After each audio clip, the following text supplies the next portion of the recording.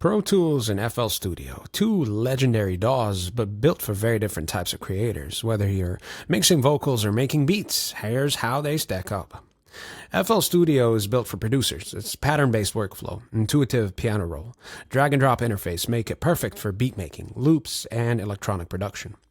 Pro Tools is the industry standard for recording, editing, and mixing audio, especially in studios. So if you're tracking live instruments, vocals, or working in post-production, Pro Tools is built for that. Exactly. Pro Tools dominates in audio, from comping, takes, to detailed mixing automation. It's surgical, but its MIDI tools are clunky by modern standards. FL Studio flips that. MIDI editing is where it shines. Flexible, fast, ideal for composing, sequencing, and sound design.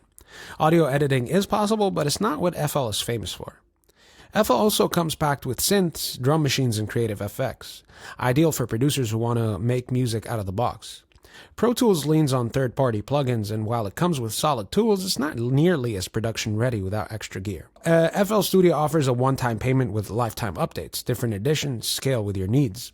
Pro Tools is subscription-based unless you pay a pricey perpetual license, and even then, updates stop after a year unless you pay more. So, pick FL if you're a producer, beat maker, or an electronic artist who wants speed, flexibility, and creative freedom. Choose Pro Tools if you're recording, mixing, or working in Pro Studio. It's the gold standard for clean, detailed audio workflows.